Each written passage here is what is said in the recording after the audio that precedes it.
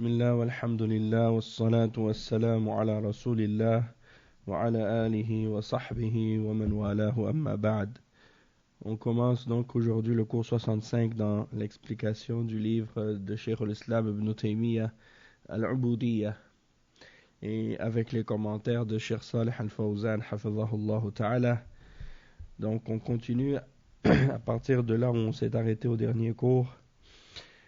Cheikh al-Islam ibn Taymiyyah il dit rahimahullah wa iqraruhu bi uluhiyyati Allah ta'ala duna ma siwahu يتضمن إقراره بربوبيته وهو أنه رب كل شيء ومليكه وخالقه ومدبره فحينئذ يكون موحدا لله. Donc ici Cheikh al-Islam ibn Taymiyyah il dit que le fait qu'on déclare et qu'on croit et qu'on se soumette au principe de al-uluhiyya, c'est-à-dire le fait que Allah subhanahu wa ta'ala c'est le seul qui mérite l'adoration en dehors de toute autre chose, eh bien ça implique que tu déclares et que tu reconnaisses et que tu te soumettes à la souveraineté d'Allah subhanahu wa ta'ala et à sa seigneurie, et le fait que c'est lui le seul maître et le seul seigneur, qu'il est le maître de toutes choses, le créateur et celui qui contrôle tout ce qui se produit dans l'univers. Et du moment que cela a été établi et cela est compris et accepté, eh bien la personne elle est considérée et elle devient un muwahhid, elle a unifié Allah subhanahu wa ta'ala, elle a établi le tawhid d'Allah subhanahu wa ta'ala. Donc le Cheikh Al-Fawzan il commente sur ce point-là. Il dit al-alaqatu bayna anwa' at-tawhid. هناك علاقة بين توحيد الربوبية وتوحيد الألوهية يجب أن يتنبه لها، فتوحيد الربوبية مستلزمة لتوحيد الألوهية، وتوحيد الألوهية متضمن لتوحيد الربوبية. فمن أقر أن الله هو الخالق الرازق المحيي المميت وأنه هو الرب لزمه أن يعبده وحده لا شريك له، ومن عبده تضمن أنه مقر بأنه الرب. فأنواع الدلالة ثلاثة: دلالة الالتزام ودلالة التضمن ودلالة المطابقة. Donc le cheikh explique ici que il y a une relation entre les catégories de tawhid, entre tawhid al-rububiyyah et tawhid al-uluhiyyah. Et donc il est obligatoire de porter une attention à cette relation.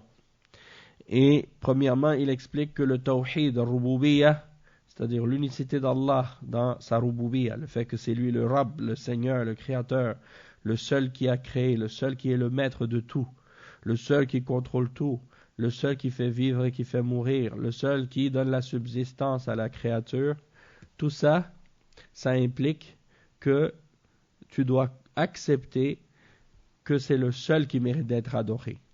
Donc le tawhid dans la rububiyyah, il implique le tawhid dans l'adoration, al-uluhiyyah. Et le tawhid dans l'adoration, il inclut le tawhid dans la rububiyyah. Le tawhid dans l'adoration, le fait que tu dois adorer Allah seul et rejeter tout ce qui est adoré en dehors de lui, ça c'est inclus dans la rububiyyah et dans la signification de la rububiyyah. Donc il y a un lien entre toutes ces catégories de tawhid. Et le cheikh il dit, donc celui qui accepte que Allah c'est lui le créateur, celui qui donne la subsistance, qui fait vivre et qui fait mourir, et que c'est lui le Seigneur de toutes choses, eh bien dans ce cas-là ça implique de sa part que il doit adorer Allah seul sans aucun partenaire.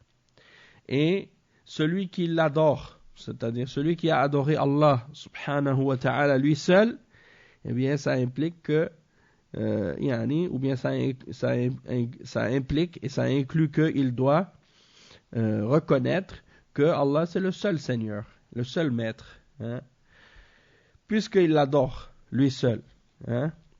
Donc il y a dans les preuves, dans les références de la charia, il y a les preuves dans ces trois niveaux-là.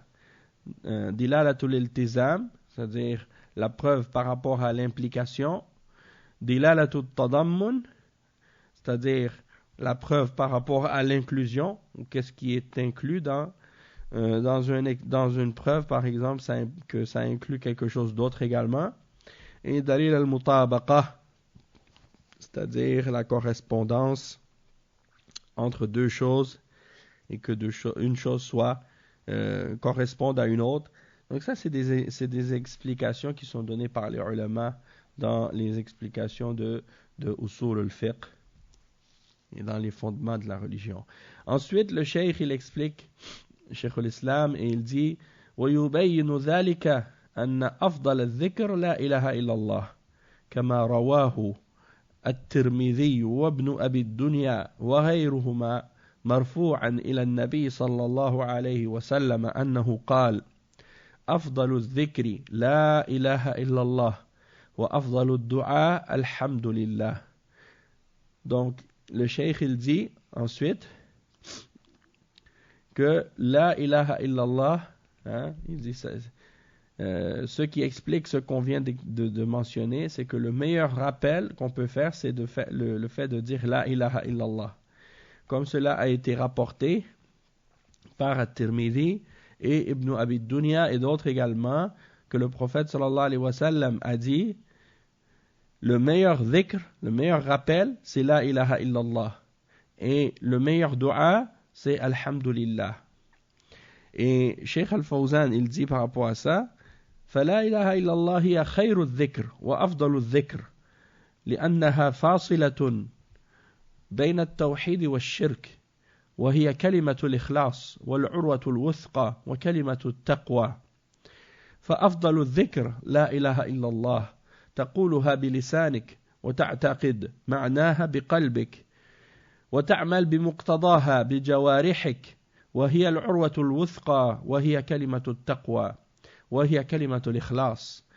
فهي كلمة عظيمة ولكن لمن عرف معناها فلا يقولها بلسانه فقط ولا يدري ما معناها أو يعرف معناها ولا يعمل بمقتضاها فيدعو غير الله ويعبد غير الله فهذا مخالف لمقتضاها. فهي كلمة عظيمة من حققها دخل الجنة بغير حساب ولا عذاب وهي مفتاح الجنة. Donc ici le cheikh il explique que la ilaha illallah, c'est-à-dire que rien ne mérite d'être adoré excepté Allah, c'est le meilleur rappel, le meilleur dhikr, et c'est la parole la raison pourquoi c'est le meilleur rappel, c'est parce que c'est la distinction et c'est ce qui tranche entre le tawhid et le shirk. C'est la parole de pureté, c'est l'anse la plus solide, et c'est la parole de piété. Et donc, le meilleur rappel, c'est la ilaha illallah. Tu dois dire cette parole avec ta langue, tu dois croire en sa signification dans ton cœur, et tu dois agir selon ce que cette parole implique avec ton corps. Et c'est l'anse la plus solide, la parole de la piété et la parole de la pureté et de la sincérité. Et c'est une parole immense, extrêmement importante. Celui qui connaît ça, c'est une parole extrêmement importante, mais c'est pour celui qui dit cette parole et qui connaît sa signification. Donc il dit, tu ne dois pas la dire avec ta langue seulement, sans savoir ce qu'elle signifie. Et si tu connais sa signification, eh bien, tu ne peux pas juste connaître sa signification sans appliquer et sans pratiquer ce que la parole implique. Parce que si tu dis la ilaha illallah et que ensuite tu invoques d'autres que Allah ou que tu adores d'autres avec Allah, eh bien ça c'est en contradiction avec ce que la parole implique. Et donc par conséquent, cette parole, elle est immense et elle est extrêmement grande et importante pour celui qui a réalisé et compris sa signification et qui a purifié son tawhid. Alors celui-là entrera au paradis, sans jugement ni châtiment. Et c'est le paradis, c'est la clé du paradis. Donc, ça c'est très important. Ensuite, il dit وفي الموطأ وغيره عن طلحة ابن عبد الله ابن كثير أن النبي صلى الله عليه وسلم قال أفضل ما قلت أنا والنبيون من قبلي لا إله إلا الله وحده لا شريك له له الملك وله الحمد وهو على كل شيء قدير. Donc le cheikh il cite une autre parole maintenant qui est une parole du prophète sallallahu alayhi wa sallam qui est rapportée dans Al-Muwatta et d'autres également comme At-Tirmidhi selon Talha ibn Abdullah ibn Kathir que le prophète sallallahu alayhi wa sallam a dit la meilleure parole que j'ai dite moi ainsi que les prophètes avant moi c'est la ilaha illallah wahdahu la sharika lah lahul mulku wa lahul hamd wa huwa ala kulli shay'in qadir. Ce qui signifie rien ne mérite d'être adoré excepté Allah, lui seul et sans partenaire. C'est à lui qu'appartient le royaume et c'est à lui qu'appartient la louange et il a le pouvoir sur toutes choses. Et le cheikh il explique maintenant par rapport à ça, Cheikh Al-Fawzan hafidhahullah, il dit al-adhkar al-mashru'a wal-adhkar ghayr al-mashru'a.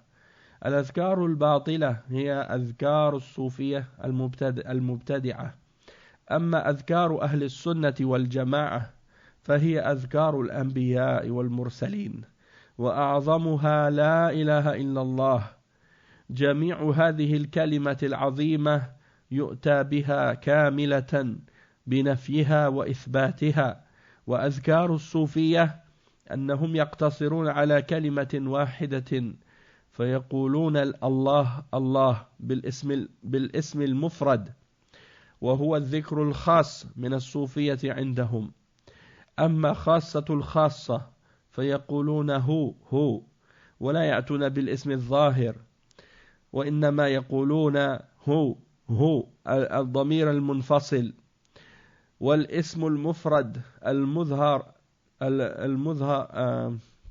والاسم المفرد المظهر أو مضمر لا يفيد شيئا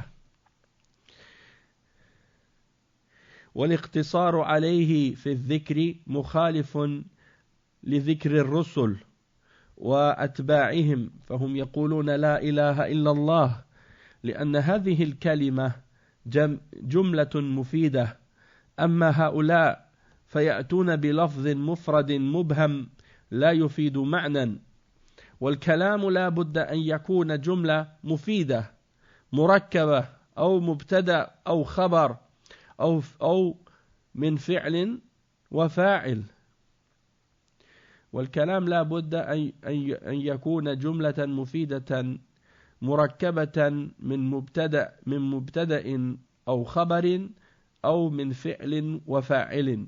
Donc ici le cheikh il explique la distinction entre le dhikr des soufis et le dhikr des gens de Ahl Sunnati wal Jama'a. Et donc il explique que il y a des formes de dhikr qui sont légiférées et il y a des formes de dhikr qui ne sont pas légiférées et qui sont innovées, qui font partie des bid'ah. Et par exemple, le dhikr des soufis fait partie des dhikr qui sont des bid'ah, dans la bid'ah. Et le cheikh il clarifie ça. Il dit les formes de rappel qui sont fausses, c'est les rappels, les adhkar qui sont faites par les soufis. Et vous savez que souvent les soufis, ils veulent se faire passer pour ceux qui sont les gens qui font constamment le rappel d'Allah. Et ils pensent même que c'est une de leurs caractéristiques qui les distingue des autres musulmans. Donc ils disent, nous on fait le rappel. C'est pour ça, ils pensent même que parfois ils disent on est soufis parce que nous on fait beaucoup le rappel d'Allah. Sauf que la façon dont ils font le rappel, c'est pas la façon des prophètes, c'est pas la façon des messagers, c'est pas la façon des ulama d'Ahl Sunnah à travers les siècles, c'est pas la façon des sahaba. Donc ça c'est un exemple. Après le cheikh il dit Al-Adhkar al-Batila. Hiya Adhkar al-Soufiyah. Donc les fausses formes de rappel et de dhikr, c'est les formes innovées des soufis. Parce que c'est eux qui ont innové ces formes de dhikr qui sont en contradiction avec la sunna. Et donc parmi les exemples, le cheikh il mentionne un exemple, mais il y en a beaucoup d'autres aussi. Il dit, par exemple, les rappels ou le dhikr chez les gens de Ahl Sunnati wal Jama'a, eh bien c'est de se limiter aux rappels des prophètes et des messagers. Et le plus grand de tous les rappels et le plus important de tous les rappels que quelqu'un peut faire, selon la sunna, c'est de dire la ilaha illallah. C'est-à-dire que rien ne mérite d'être adoré excepté Allah. Et donc, il dit, le cheikh, que cette parole, cette phrase, c'est une parole qu'il faut prononcer en entier. Il faut la mentionner au complet, avec son affirmation et sa négation. Tandis que les rappels chez les soufis, eh bien, quand ils font leur soi-disant rappel innové, eh bien, ils se limitent uniquement à prononcer un seul mot, une parole unique, c'est-à-dire de mentionner le nom d'Allah. Ils disent seulement Allah, Allah, Allah. Ils le répètent comme ça un nombre de fois, parfois une centaine de fois, parfois 1000 fois ou plus. Et ils pensent que c'est ça le dhikr, alors qu'on n'a jamais rapporté du prophète Mohammed sallallahu alayhi wa sallam, ni des sahaba, ni des tabi'in, ni des ulama de la ummah, qu'ils se rappelaient d'Allah en disant ou en répétant uniquement le mot Allah. Et donc, le cheikh, il explique, il dit le rappel chez les soufis, qui est le rappel de ceux qui sont les élites parmi eux, comme ils le disent, les al-khassa, les élus parmi les soufis. Ils font le dhikr en disant Allah seulement. Donc, ils répètent le nom Allah, Allah, Allah, comme ça, tout seul. Et ceux parmi les soufis qui sont les élus des élus, ou les élites des élites, la crème de la crème chez les soufis, eux, ils ne disent même pas le mot Allah, ils disent que le pronom, à la troisième personne, hu, troisième personne du singulier, c'est ça qu'ils disent. Ils répètent ce pronom, hu, qui veut dire il. Ils répètent ça comme ça, il. Et ils ne ramènent pas le nom apparent même. Ils ne ramènent pas le nom au complet, Allah. Ils disent que hu. Et ils pensent que de faire prononcer le pronom, ils pensent que ça c'est meilleur encore que de dire la ilaha illallah ou que de dire Allah.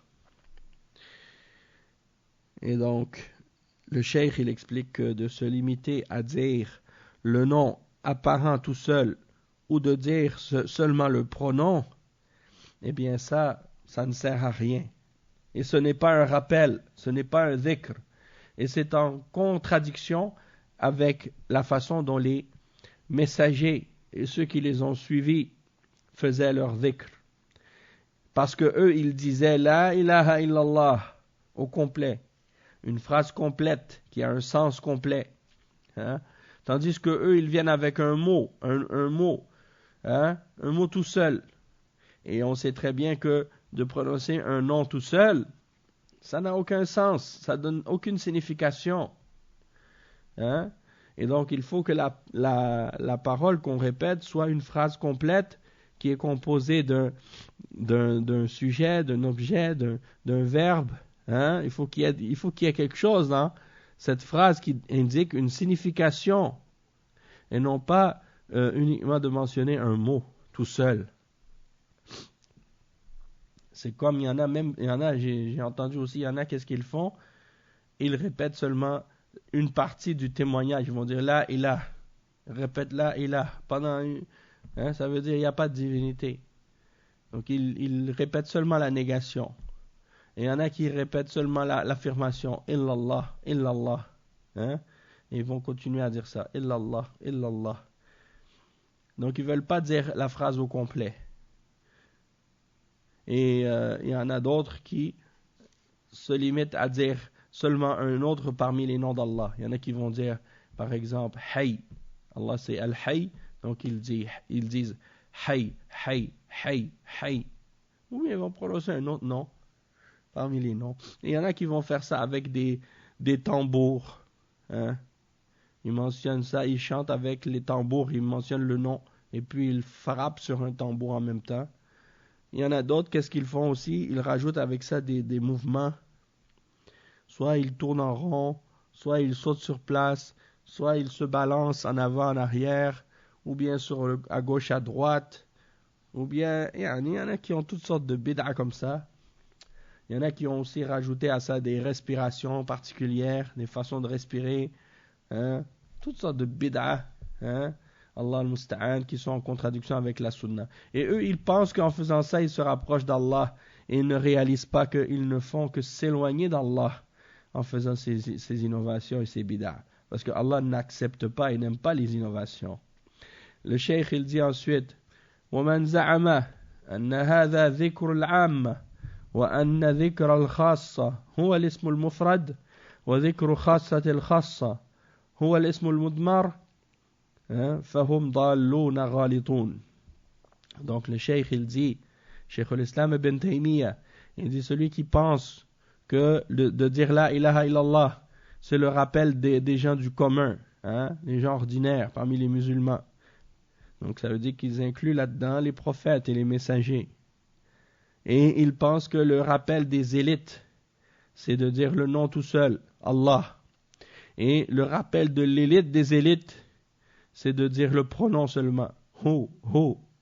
Donc il dit, le Cheikh Ibn Taymiyyah, que ceux qui pensent ça et ceux qui croient ça, eh bien ce sont des égarés dans l'erreur. Hein? Ils sont dans l'erreur totale.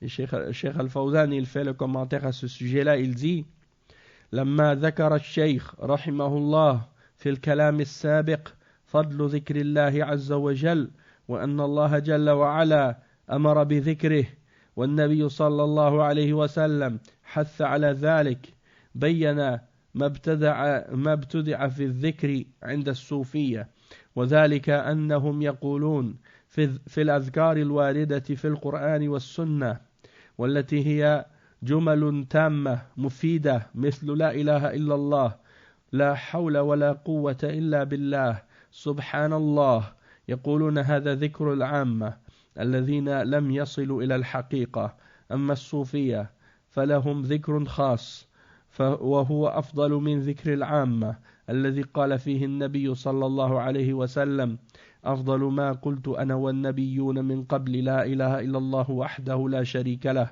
له الملك وله الحمد وهو على كل شيء قدير أما ذكر الخواص من الصوفية فهو إما اسم مفرد الله الله وإما ضمير منفصل هو وبعضهم يقول أخشى لو قلت لا إله إلا الله أو لا إله إلا هو أن يدركني الموت قبل أن أكمل فيقتصر على كلمة واحدة وهي الله أو هو خشية أن يأخذه الموت قبل أن يكمل وهذا لا شك أنه ليس ذكرا لأنه لا يفيد شيئا فلو قلت محمد أو زيد فقط ولم تأتي بفائدة فلا بد أن تقول محمد رسول الله فتأتي بجملة مفيدة أما إذا قلت الله الله أو ما أشبه ذلك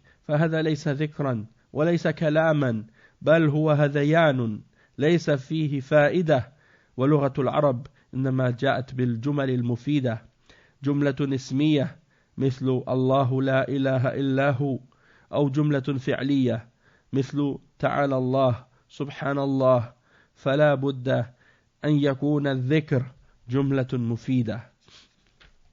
Donc le cheikh il explique, il dit que lorsque le cheikh rahimahullah ibn Taymiyyah il mentionne le mérite du rappel d'Allah subhanahu wa ta'ala et que Allah subhanahu wa ta'ala a ordonné qu'on se rappelle de lui et que le prophète sallallahu alayhi wa sallam a incité à cela, hein, il a clarifié maintenant ce qui a été innové par les soufis comme dhikr et comme rappel, parce que eux, ils mentionnent que les adhkar que nous avons dans le Coran et dans la Sunna, qui sont des phrases complètes et qui donnent un sens, comme la ilaha illallah, c'est-à-dire que rien ne mérite d'être adoré excepté Allah, ou bien de dire la hawla wa la quwwata illa billah, c'est-à-dire qu'il n'y a pas de changement, ni de mouvement, ni de force excepté par Allah, ou de dire gloire à Allah, ou que Allah soit purifié, subhanallah. Donc ils disent que ces paroles-là, c'est les paroles du commun des musulmans, les gens ordinaires. Et ils disent que le rappel que disent les soufis, le rappel des soufis, ça c'est le rappel des élites, des gens particuliers. Et ils prétendent que le dhikr des soufis est meilleur que le dhikr du commun des musulmans. De ceux qui font le dhikr comme les prophètes et les messagers. Comme il mentionne dans le hadith qu'il dit, le prophète sallallahu alayhi wa sallam, il dit, le meilleur rappel, la meilleure parole que j'ai dit moi et les prophètes avant moi, la ilaha illallah, wahdahu la sharika lah, lahul mulk wa lahul hamd, wa huwa ala kulli shay'in qadir. Donc ça, le prophète sallallahu alayhi wa sallam, il dit, ça c'est la meilleure parole que j'ai dite, moi et les prophètes avant moi. Et eux, ils disent, non, ça c'est la parole des awam, des gens du commun. C'est pas le dhikr des élites. Nous, les soufis, on a le dhikr des élites. Et c'est de dire le nom d'Allah tout seul. Allah, Allah. Ou le pronom. Et ça, c'est le rappel des élites. Tu dis seulement le pronom. Hu, hu. Et puis, ils peuvent rester assis comme ça pendant des heures. Et ils répètent hu, hu, hu, hu, hu, hu. Et si t'étais pas un d'entre eux, tu rentres dans une pièce, tu les vois en train de faire ça, tu vas penser que c'est des gens des fous. Ou bien peut-être de loin tu vas penser que c'est des chiens qui sont en train de japper. Allah al-musta'an. Et eux ils pensent que ça c'est un dhikr. Et il y en a qui ont donné comme excuse pourquoi ils disent seulement Allah ou pourquoi ils disent seulement Hu au lieu de dire la ilaha illallah.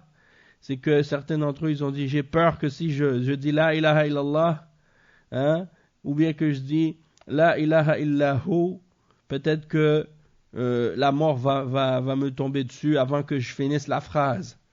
Donc si je commence à dire la ilaha illallah, puis qu'en plein milieu je meurs, donc je vais seulement dire la ilaha, puis là je vais mourir, j'ai peur de ça. Donc au lieu de dire ça, je dis Allah, ou bien je dis Hu. Allah al-musta'an. Donc ça c'est parmi leurs shubuhat.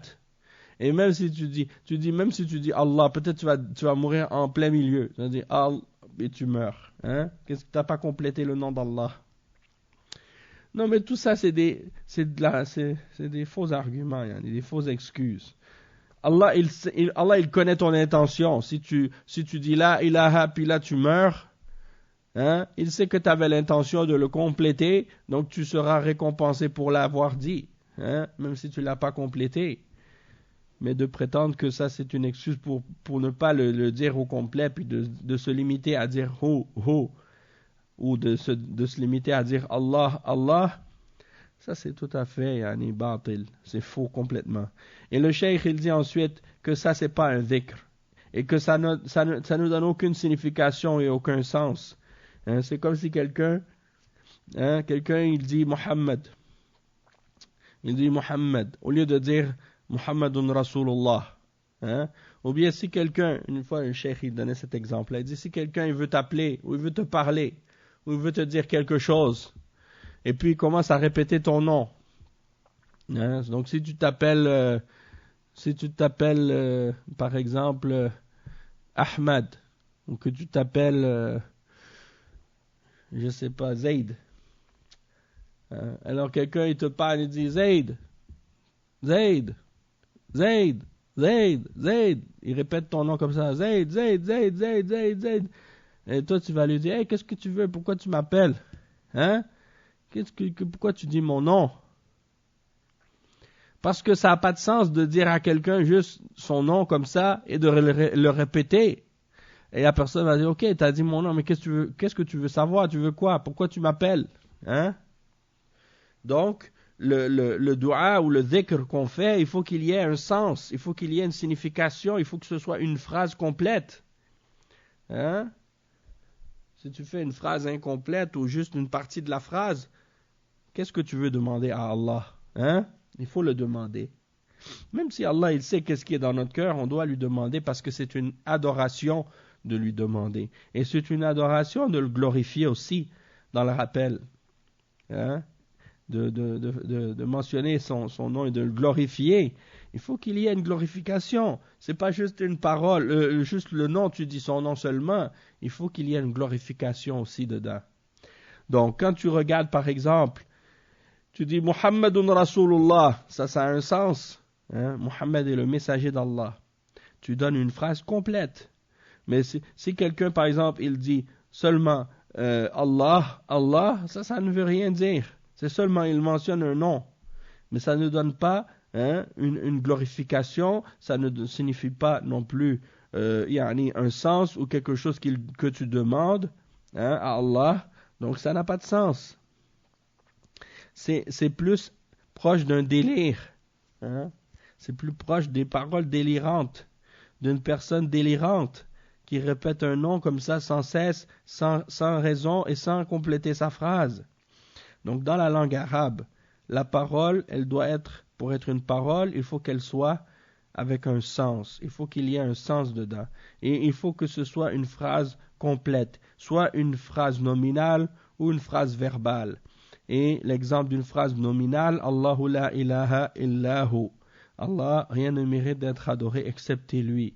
Et une phrase verbale comme Subhanallah, Ta'ala Allah, hein?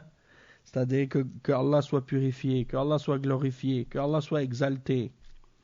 Donc ça, c'est des phrases qui ont un sens, mais de prononcer le nom ou le pronom tout seul, ça ne signifie rien. Et le cheikh, il dit ensuite,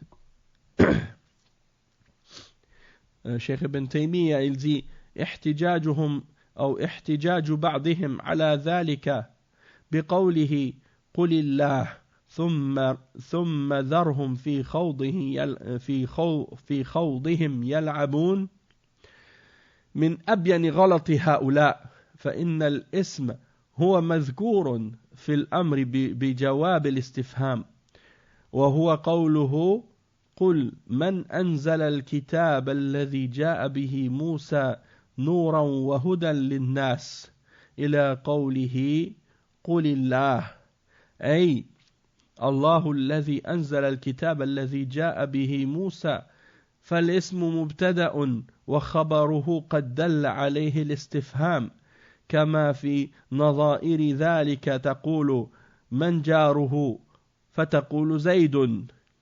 Hein?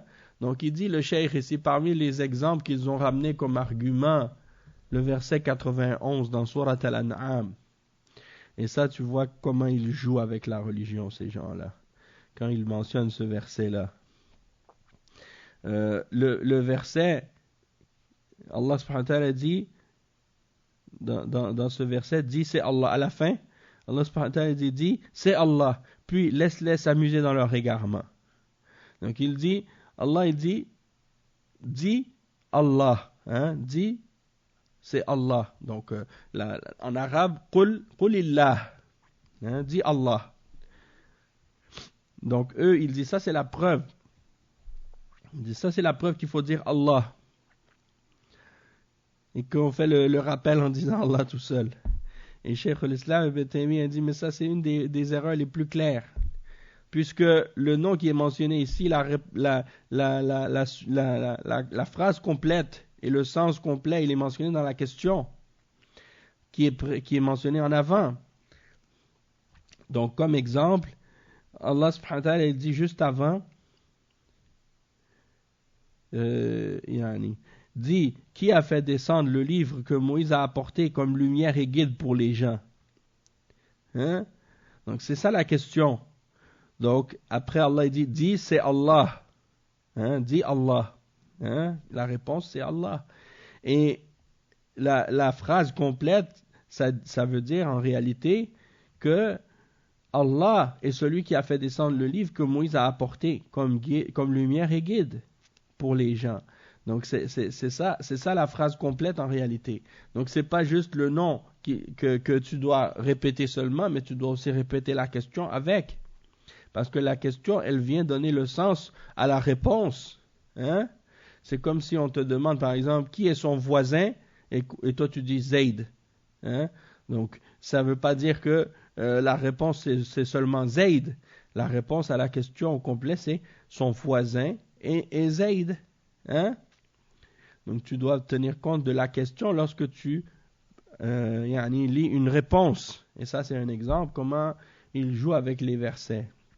Et donc le cheikh il dit شبههم والرد عليها استدلوا بقوله قل الله نقول هذا جواب سؤال هذا جواب سؤال سابق وهو من الذي أنزل الكتاب الذي جاء به موسى والجواب قل الله أي الله هو الذي أنزل الكتاب الذي جاء به موسى والحذف والتقدير جار في كلام العرب فلفظ الجلالة في الآية مبتدأ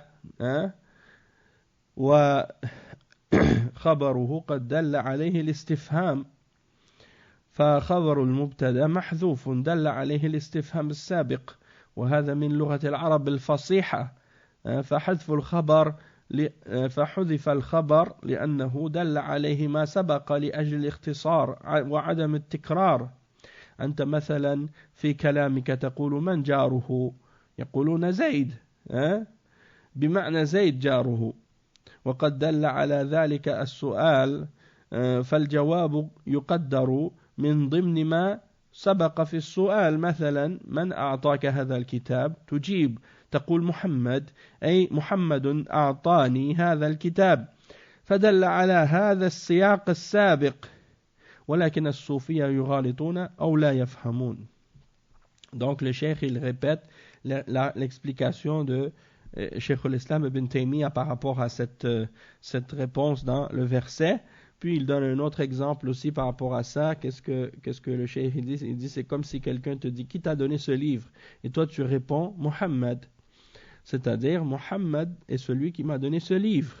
Mais tu n'es pas obligé de répéter toute la phrase au complet lorsque tu réponds, puisque c'est sous-entendu. Donc, c'est pas comme si la réponse était toute seule. Et c'est la même chose dans le verset ici, quand Allah dit Qulillah, quand il dit dis Allah, c'est en réponse à ce qui a été posé comme question auparavant. Qui a fait descendre le livre qu'il a donné à Moussa? Eh bien, c'est Allah. La réponse, Allah. Mais c'est en réalité une phrase qui est complétée dans la question. D'accord? Donc il n'y a pas d'argument pour eux dans ce verset-là. Après le cheikh il dit وَأَمَّا الْإِسْمُ الْمُفْرَدْ مُظْهَرًا أو مضمرا فليس بكلام تام ولا جملة مفيدة ولا يتعلق به إيمان ولا كفر ولا أمر ولا نهي ولم يذكر ذلك أحد من سلف الأمة ولا شرع ذلك رسول الله صلى الله عليه وسلم ولا يعطي القلب بنفسه معرفة مفيدة ولا حالا نافعا وإنما يعطيه تصورا مطلقا لا يحكم عليه بنفي ولا إثبات فإن لم يقترن به من معرفة القلب وحاله ما يفيد بنفسه وإلا لم يكن فيه فائدة والشريعة إنما تشرع من الأذكار ما يفيد بنفسه لا ما تكون الفائدة حاصلة بغيره. Donc ici dans ce paragraphe, Cheikh al-Islam ibn Taymiyyah il dit donc que de mentionner le nom tout seul ou le pronom, eh bien ça n'est pas une phrase complète et ce n'est pas une parole complète, ce n'est pas non plus une phrase qui a un sens. Et il n'y a rien qui est attaché à ça de la foi ou de la mécréance ou un ordre ou une interdiction. Et on n'a jamais mentionné ce genre de propos de la part d'aucun d'entre les salafs de cette ummah. Et le messager sallallahu alayhi wa sallam n'a jamais légiféré une telle parole. Et lorsqu'on agit de cette manière en répétant le nom ou le pronom tout seul, et ça ne donne pas au cœur une connaissance utile ou un état bénéfique, mais ça ne lui donne que une conception absolue, générale, sur laquelle on ne peut pas juger ni par la négation ni par l'affirmation. Et donc ça ne retire pas, et ça ne relie pas ou ça n'attache pas aucune connaissance au cœur, aucun état spécifique qui serait bénéfique pour l'âme ou pour le cœur. Hein? Sinon, il n'y a aucun bienfait dans ça. Et la charia, elle a uniquement été légiférée, et elle a uniquement légiféré comme rappel des choses qui sont bénéfiques en elles-mêmes, et non pas des choses dont on peut obtenir un bienfait par autre que ce qui a été légiféré. Donc, par rapport à ce paragraphe, Cheikh Al-Fawzan, il commente, donc il dit al-ismul mufrad, c'est-à-dire soit un nom quelconque, Allah ou Muhammad ou Ali, hein? Et al-ismul mudmar, c'est le pronom, hein? Comme par exemple huwa ou bihi ou innahu, hein? Donc c'est un damir qui est séparé, on appelle en arabe damir al-munfasil, et parfois il peut être apparent dans la parole et parfois il est muqaddar. Hein, s'il y a une preuve, il est sous-entendu s'il y a une preuve qui l'indique. Et après, le cheikh, il explique par rapport à l'autre point qu'il a mentionné, que ça ne donne pas un sens ou une parole complète. لأنه لا يفيد شيئا لأنه اسم مفرد ظاهر أو مضمر أو ضمير لم ينضم إليه ما يترتب عليه فائدة فهذا يعتبر هذيان ولا يفيد شيئا ولا يعتبر كلاما. Hein, c'est comme si quelqu'un répète, il dit maison, maison, maison, hein, ou il dit porte, porte, ou voiture, voiture, hein, ou il dit table, table. Ça veut rien dire, hein, c'est juste répéter un nom ou un pronom. S'il dit par exemple tu ou il, ça ne veut rien dire ça, hein, c'est pas un dhikr. Et donc il dit ensuite فالاسم المفرد لا يعطي القلب بنفسه معرفة مفيدة ولا حالا نافعا. إذا قلت الله ابتداء دون أن يسبقه شيء أو يأتي بعده شيء فهو لا يفيد شيئا، يعني ليس ذكرا لله ولا يحرك القلب مثل ما إذا قلت الله على كل شيء قدير، الله خالق كل شيء، الله لا إله إلا هو، فهذا يحرك القلب ويفيد السامع. Donc il dit le nom que tu utilises, le nom tout seul, ça ne donne aucune connaissance particulière au cœur en lui-même, aucune connaissance bénéfique, aucun état profitable. Et donc il dit, c'est si tu mentionnes le nom Allah tout seul, sans que ce soit précédé par quelque chose, ou sans qu'il y ait quelque chose qui vienne après, eh bien ça ne donne aucune signification. Et ça, c'est pas un rappel, et c'est pas un dhikr d'Allah. Il dit, ça ne fait pas bouger le cœur, comme si tu disais, par exemple, Allah, il a le pouvoir sur toute chose, ou Allah est le créateur de toute chose, ou Allah, rien ne mérite d'être adoré excepté lui. Ça bouge le cœur. Hein? Ça affecte le cœur. Hein? Et ça donne un bienfait à celui qui l'entend. Mais le fait de répéter le nom Allah, Allah tout seul comme ça ne signifie rien et ça ne donne aucun sens. Et après, le cheikh, il dit, بأن يكون جملة مفيدة تامة فالشريعة لم تشرع الذكر بأسماء مجردة ولا ضمائر منفصلة، وعلى هذا فأذكار الصوفية بالاسم المفردة أو بالأسماء المفردة ليست أذكارا شرعية وإنما هي أذكار بدعية. ولهذا قال الشيخ وقد وقع بعض من واظب على هذا الذكر في فنون من الإلحاد وأنواع من الإلحاد. Donc il dit le cheikh que le dhikr, il doit être une phrase qui est complète, et la charia n'a pas légiféré de faire un rappel par des noms tout seul ou par des pronoms qui sont séparés. Hein? Et il dit donc les rappels que les soufis font par des noms qui sont mentionnés tout seuls, ça c'est pas des rappels qui sont légiférés par l'islam, mais ce sont des rappels qui sont innovés, des bid'a. Et il dit, c'est pour cette raison que le Cheikh Ibn Taymiyyah, il dit que certains de ceux qui ont répété ce genre de rappels innovés sont tombés dans toutes sortes de différents domaines d'égarement et d'hérésie, hein, et toutes sortes de formes de mécréance, Allah al-Musta'an, et de déviation. Et donc il dit ici le Cheikh Ibn Taymiyyah وَقَدْ وَقَعَ بَعْضُ مَنْ وَاظَبَ عَلَى هَذَا الذِّكْرِ في فنون من الإلحاد وأنواع من الاتحاد كما قد بسط في غير هذا الموضع. Donc il y a des gens qui sont tombés dans la déviation et qui sont tombés dans des fausses conceptions d'unicité, hein, comme on a parlé déjà de ces concepts-là chez les soufis, de ceux qui pensent qu'ils deviennent un avec Allah ou des idées comme ça. Et le cheikh il dit ويسبب الاقتصار على الاسم المفرد في الأذكار أنه قد وقع بعض من واظب على هذا الذكر في فنون من الإلحاد، أي وقعوا بسبب ذلك في القول بوحدة الوجود، حيث يقولون إن الكون كله هو الله وليس هناك غيره، فوصل بهم هذا القول إلى الإلحاد والرد على قولهم نخشى الموت قبل إكمال الذكر، وهو أنه لو مات العبد في هذه الحال ولم يتم أو لو مات العبد في هذه الحال لم يمت إلا على ما قصده ونواه، فلو أراد أن يقول لا إله إلا الله وابتدأ النطق بها ثم مات قبل أن يكملها فهو على ما نوى.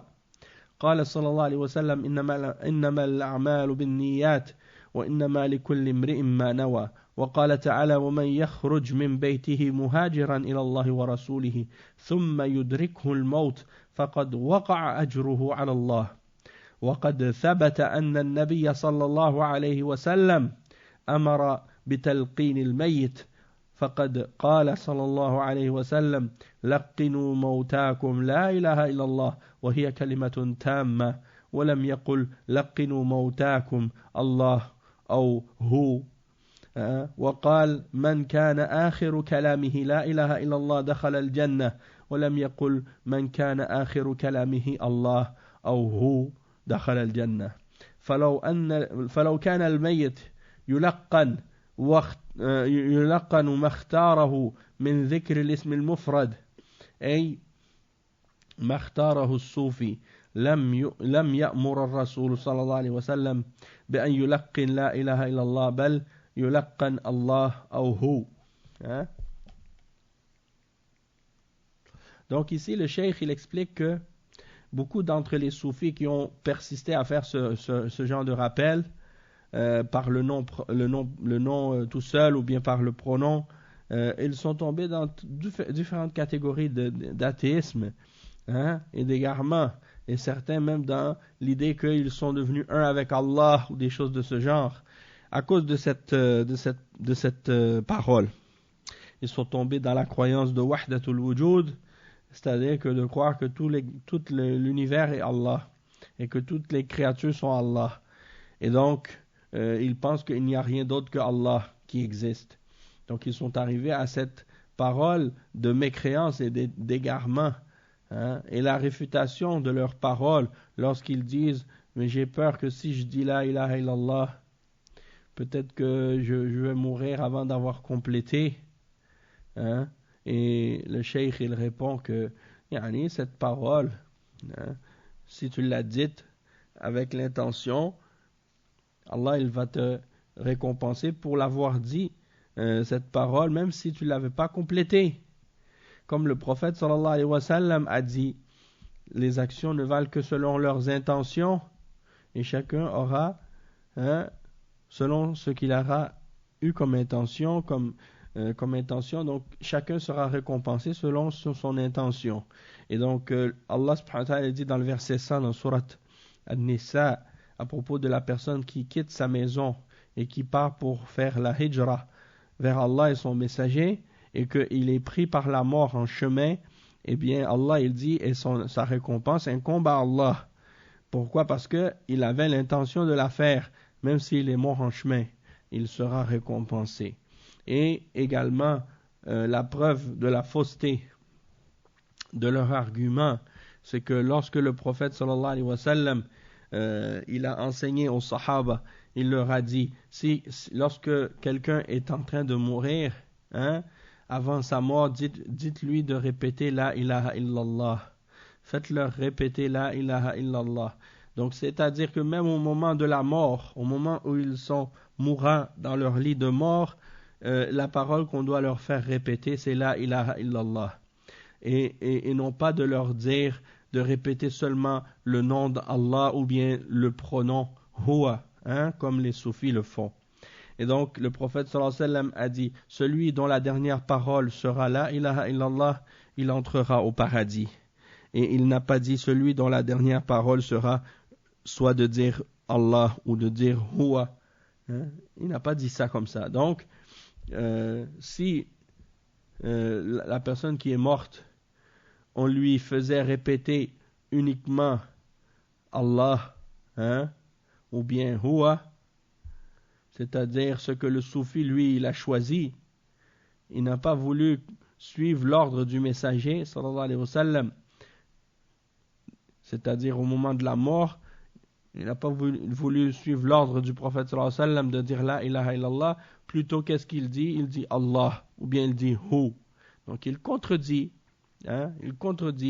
l'ordre du prophète sallallahu alayhi wa sallam. Et c'est ça. Donc là, on revient avec l'explication de Ibn Taymiyyah. Cheikh al-Islam Ibn Taymiyyah dit Shubah man yadhkur bil asma' al-mufradah wa rad alayhi. وما يذكر عن بعض الشيوخ من أنه قال أخاف أن أموت بين النفي والإثبات حال لا يقتدى فيها بصاحبها فإن في ذلك من الغلط ما لا خفاء به إذ لو مات العبد في هذه الحال لم يمت إلا على ما قصده ونواه إذ الأعمال بالنيات وقد ثبت أن النبي صلى الله عليه وسلم أمر بتلقين الميت لا إله إلا الله وقال من كان آخر كلامه لا إله إلا الله دخل الجنة ولو كان ما ذكره محذورا لم يلقن الميت كلمة يخاف أن يموت في أثنائها موتا غير محمود بل كان يلقن ما اختاره من ذكر الاسم المفرد والذكر بالاسم المفرد والذكر بالاسم المضمر المفرد أبعد عن السنة وأدخل في البدعة وأقرب إلى ضلال وإلى إضلال الشيطان فإن من قال ياهو أو هو ونحو ذلك لم يكن الضمير عائدا إلا إلى ما يصوره قلبه والقلب قد يهتدي وقد يضل وقد صنف صاحب الفصوص كتابا سماه كتاب الهو. Allah المستعان. Donc Cheikh al-Islam Ibn Taymiyyah, c'est ça qu'il disait en fait, que certains shuyukh ils ont dit j'ai peur de dire la ilaha illallah puis de mourir avant de l'avoir complété. Il dit on ne doit pas prendre ça comme un exemple parce que cette personne elle est dans l'erreur. Cette erreur elle est évidente et apparente. Il dit parce que le serviteur lorsqu'il meurt, il meurt avec ce qu'il avait comme intention et les œuvres valent selon leurs intentions. Donc le prophète sallallahu alayhi wa sallam, c'est pas pour rien qu'il a dit à quelqu'un lorsqu'il meurt de lui faire répéter la ilaha illallah et que la dernière parole que quelqu'un prononce, si sa dernière parole c'est la ilaha illallah, il entrera au paradis. Donc s'il y avait une crainte ou quelque chose d'interdit ou de mauvais dans le fait de faire dire à un mort une parole et on craint qu'il ne soit pas capable de la finir, ou bien que s'il meurt pendant qu'il est en train de la prononcer, il risque de mourir d'une mort qui n'est pas louable, il aurait ordonné de dire al-ism al-mufrad, de dire le nom tout seul, mais il ne l'a pas fait. Il a ordonné de dire la phrase au complet, La ilaha illallah, comme on l'a expliqué tout à l'heure. Et il dit, et en plus de dire le pronom tout seul, c'est encore plus éloigné de la sunna. Et c'est encore plus proche de la bid'a et plus proche de l'égarement du shaitan. C'est plus dangereux encore de dire hu, hu, hu. Pourquoi? Parce qu'il dit la personne qui dit hu, lorsqu'elle prononce ce pronom, eh bien, elle le renvoie à ce qu'elle a comme idée dans son cœur à ce moment-là. Et le cœur, il peut être guidé comme il peut être égaré. Et il y a même Ibn Arabi qui a écrit un livre, celui qui a écrit Fusus al-Hikam et Al-Futuhat al-Makkiyya. Il a écrit un autre livre aussi qui s'appelle Kitab al-Hu. Kitab al-Hu. Donc, le livre à propos du Hu. Le Hu, c'est le pronom de la troisième personne du singulier. Allah al-Musta'an. Et le Cheikh Ibn Taymiyyah, il dit par rapport à ces points-là, par exemple, lorsque la personne elle répète le pronom, elle peut avoir dans son cœur à ce moment-là d'autres idées dans le cœur, et elle renvoie le pronom à autre que Allah, par exemple. Il dit Ay law qala ya hu ighfir li. فالضمير لا بد له من مرجع والمرجع يطلق على كل أحد ولم يكن هذا كلاما عربيا أو حتى لم يكن من كلام المجانين بل يكون هذيان ولكن لو قال يا الله اغفر لي يا رب اغفر لي صار هذا استغفارا وتوبة وإذا رجع الضمير إلى ما في قلب القائل فهو يختلف حسب ما في قلبه. Donc il dit c'est ça, si quelqu'un dit oh ya hu ighfir li, tu dis oh il pardonne-moi, ou oh lui pardonne-moi. C'est qui il? C'est qui il? Tu dis oh il pardonne-moi. C'est qui il? Le cheikh il dit il faut que le pronom il retourne à quelque chose. Et sinon quand tu parles, tu dois renvoyer la parole au pronom. Le pronom il doit se rattacher à quelque chose ou à quelqu'un. Et donc ça ressemble pas à la parole des Arabes, et c'est plus proche de la parole des fous et des gens qui délirent. Tandis que lorsque tu dis oh Allah pardonne-moi, oh Seigneur pardonne-moi, ça c'est une repentance et une demande de pardon, c'est clair. Tandis que si tu utilises le pronom, eh bien ça renvoie à qu'est-ce qu'il y a dans le cœur de la personne qui le dit, et ça peut être différent selon ce que la personne a dans son cœur. Et c'est ça le danger. Ici également il dit le cheikh que le cœur il peut s'égarer. Et il dit أي لا بد للضمير في كلام العرب من مرجع مذكور في الكلام يرجع إليه في القلب يرجع إليه لا في القلب وقول القائل يا هو ليس له مرجع إلا ما في نفس القائل وما في نفس القائل لا يبنى عليه حكم. Donc il dit le pronom il doit être attaché dans la parole des Arabes, il faut qu'il ait une référence. Le pronom il doit avoir une référence dans une parole précédente, non pas dans le cœur. Et donc lorsque la parole de la personne, lorsque la personne dit oh lui ou oh il, et il n'a pas de référence dans des paroles précédentes ou dans quelque chose qu'il a mentionné auparavant, donc on ne peut pas savoir de qui il parle. Tout ça revient à qu'est-ce qu'il a dans le cœur et qu'est-ce que la personne a en lui-même. C'est pas une référence sur laquelle on peut établir un jugement ou un verdict. Et en ce qui concerne le livre de l'égaré Ibn Arabi, l'hérétique, l'égaré, le mécréant Ibn Arabi, que les ulama ont déclaré zindiq et mulhid, il dit أي ألف صاحب كتاب فصوص الحكام وهو ابن عربي رأس الملاحدة, la tête des athées, des mécréants, والقائل بوحدة الوجود, et celui qui a appelé à l'unicité de la croyance, l'unicité de l'existence, que tout ce qui existe est Allah.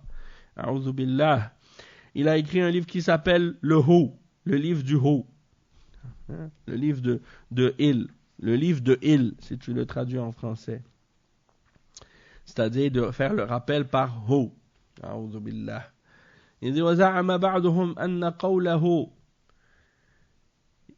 أن قوله وما يعلم تأويله إلا الله معناه وما يعلم تأويل هذا الاسم الذي هو الهو.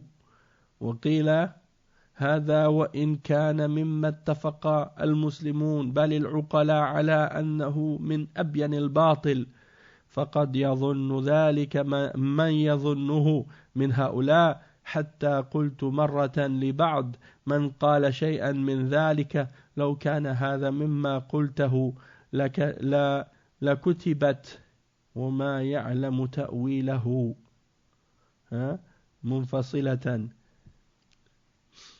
يعني حتى قلت مرة لبعض من قال شيئا من ذلك لو كان هذا كما قلته لكتبت وما يعلم تأويله هو منفصلة. ثم كثيرا ما يذكر بعض الشيوخ أنه يحتج على قول القائل الله بقوله قل الله ثم ذرهم ويظن أن الله أمر نبيه بأن يقول الاسم المفرد وهذا غلط باتفاق أهل العلم. فإن قوله قل الله معناه الله الذي أنزل الكتاب الذي جاء به موسى وهو جواب لقوله قل من أنزل الكتاب الذي جاء به موسى نورا وهدى للناس تجعلونه قراطيس تبدونها وتخفون كثيرا وعلمتم ما لم تعلموا أنتم ولا آباؤكم قل الله أي الله الذي أنزل الكتاب الذي جاء به موسى. رد بذلك قول من قال ما أنزل الله على بشر من شيء فقال من أنزل الكتاب الذي جاء به موسى ثم قال قل الله أنزله ثم ذر هؤلاء المكذبين في خوضهم يلعبون. Donc il dit le cheikh que certains ils ont pensé que le verset 7 dans sourate Al-Imran وَمَا يَعْلَمُ تَأْوِيلَهُ إِلَّا اللَّهِ, le pronom dans ta'wilahu il est attaché, c'est un pronom qui est attaché, ta'wilahu, et eux ils disent ça ça signifie et nul ne connaît l'interprétation du nom hu, du pronom hu, ça c'est tout à fait différent parce que eux ils ont écrit le pronom détaché alors que dans le verset le pronom il est attaché ta'wilahu et non pas ta'wilahu. Donc ça le cheikh dit ça c'est quelque chose qui a été réfuté par les ulama. Tous les ulama ils ont mentionné que cette parole là elle est fausse. Tous les ulama sont d'accord et les gens, même les gens qui ont un minimum d'intelligence, ils ont tous su que cette shubha elle est complètement fausse et c'est tout à fait le faux et ça n'a rien à voir avec ce que ces gens-là prétendent.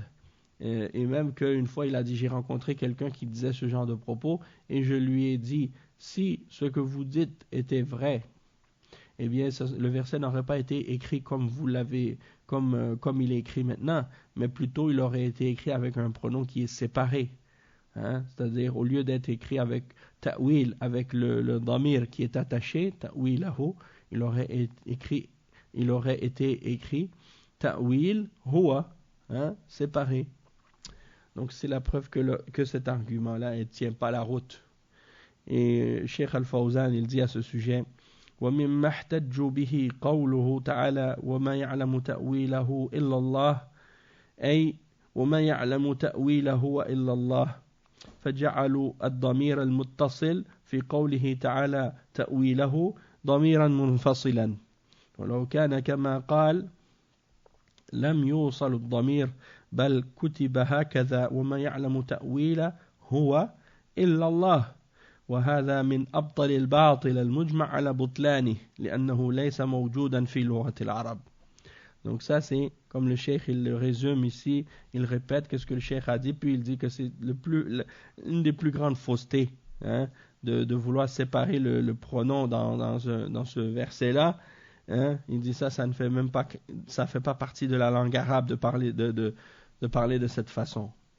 Et ensuite, il mentionne également le fait que certains d'entre ces chouyours-là qui ont essayé d'utiliser le verset 91 dans Surat Al-An'am qu'on a mentionné plus tôt, lorsque Allah subhanahu wa ta'ala dit Allah, hein, dit Allah, puis laisse-les s'enfoncer dans leur jeu, hein, ou laisse-les jouer dans leurs discussions fausses et dans leurs égarements. Et donc, ils essaient d'utiliser ça comme pour dire que le prophète sallallahu alayhi wa sallam avait été ordonné de mentionner le nom d'Allah séparément, tout seul. Et il dit, comme on l'a expliqué déjà plus tôt, qu'il y a une question qui a été posée auparavant, c'est-à-dire dit qui a fait descendre le livre qui a été révélé à Moussa, dans lequel il y a une lumière et une guidance pour les hommes. Donc ça c'est la suite de la phrase, hein, comme on l'a déjà expliqué. Et ensuite, Cheikh al-Islam ibn Taymiyyah il dit ومما يبين ما تقدم ما ذكره سيبويه وغيره من أئمة النحو أن العرب يحكون بالقول ما كان كلاما ولا يحكون به ما كان قولا فالقول لا يحكى به إلا كلام تام أو جملة اسمية أو فعلية ولهذا يكسرون إن إذا جاءت بعد القول فالقول لا يحكى به اسم والله تعالى لا يأمر أحدا بذكر اسم مفرد ولا شرع للمسلمين اسما مفردا مجردا والاسم المجرد لا يفيد الإيمان باتفاق أهل الإسلام ولا يؤمر به في شيء من العبادات ولا في شيء من المخاطبات ونظير من اقتصر على الاسم المفرد ما يذكر أن بعض الأعراب مر بمؤذن يقول أشهد أن محمدا رسول الله بالنصب أشهد أن محمدا رسول الله بالنصب فقال ماذا يقول هذا الاسم من فأين الخبر عنه الذي يتم به الكلام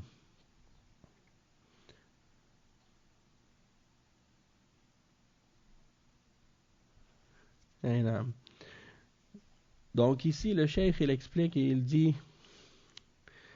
que donc il explique un principe de ce que un des savants de la langue arabe Sibawayh a mentionné et ainsi que les imams de la grammaire, hein, c'est que ils disent que les arabes quand ils citent une parole, hein, il dit يحكون بالقول ما كان كلاما لا يحكون به ما كان قولا. Donc c'est ça, il dit que les arabes ils citent ce qui est une parole. Donc quand ils mentionnent la parole de quelqu'un ou quand ils font une citation d'une parole, ils citent ce qui est une parole et non pas la parole elle-même. Donc il dit فَالْقَوْلُ لَا يُحْكَى بِهِ إِلَّا كَلَامٌ تَامٌ. Donc il dit la parole, en fait, al-qawl, quand on la cite, c'est seulement une parole complète, une phrase nominale ou verbale. Et c'est pour ça que lorsque on dit qala, après on va mentionner inna avec une kasra et non pas anna.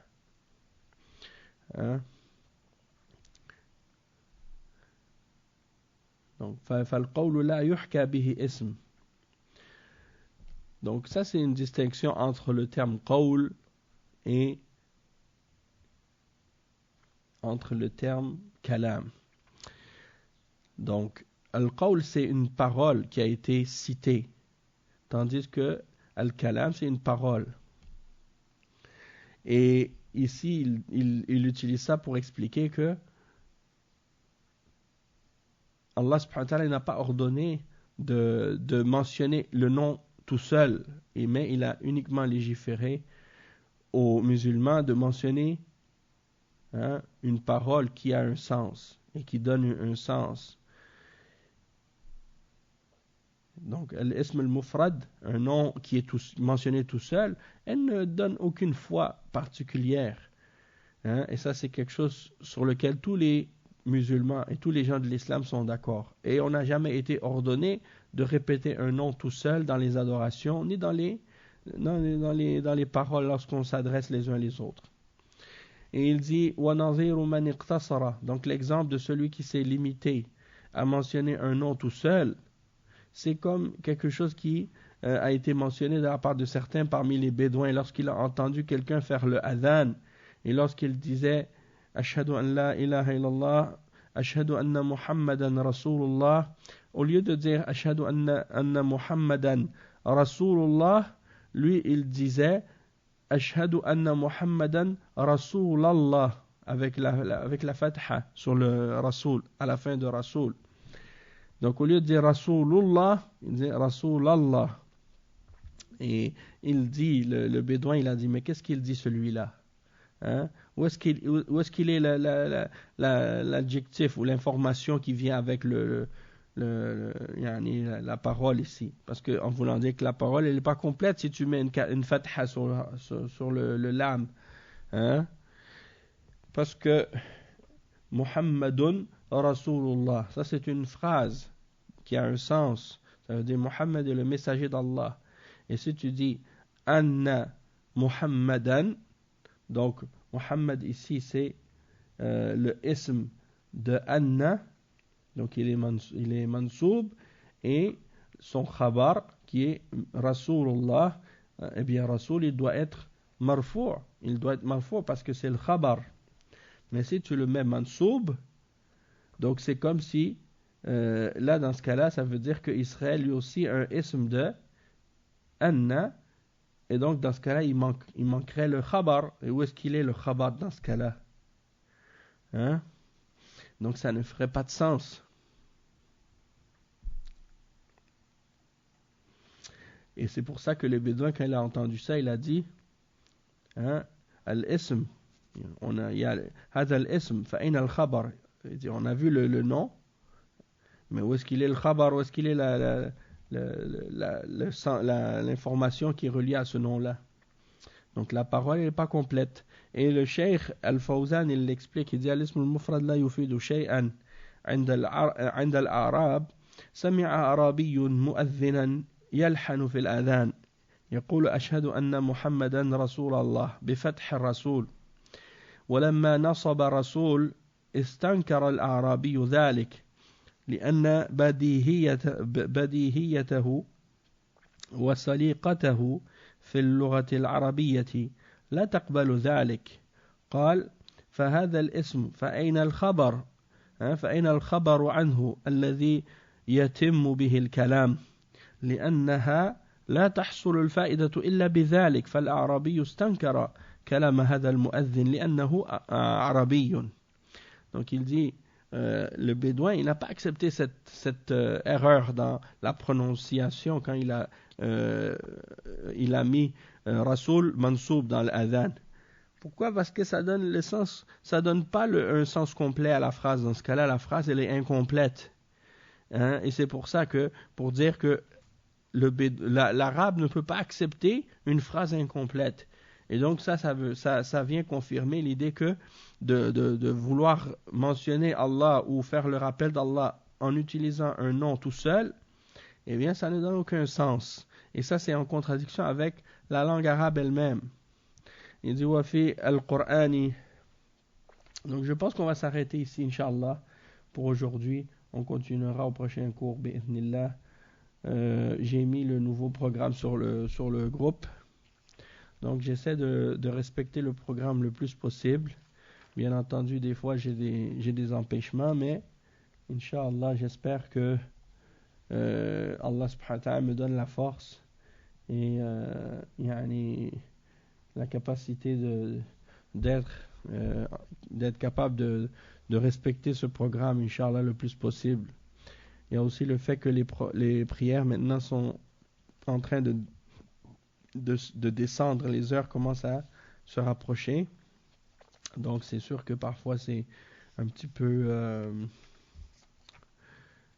collé, les prières sont un peu plus collées les unes des autres. Donc les durées de temps entre chaque prière fait que les cours sont moins longs que dans la période précédente, surtout pour les cours entre le Maghrib et l'Isha. Donc c'est ça. Donc en tout cas, Inch'Allah, tout va bien se passer. On va attendre jusqu'à ce que l'horaire d'hiver arrive et à ce moment-là, on changera encore le programme, bi'idhnillah. En tout cas, subhanakallahumma bihamdika ashhadu an la ilaha illa ant astaghfiruka wa atubu ilayk wa sallallahu wa sallam ala nabiyyina Muhammad wa ala alihi wa sahbihi ajma'in.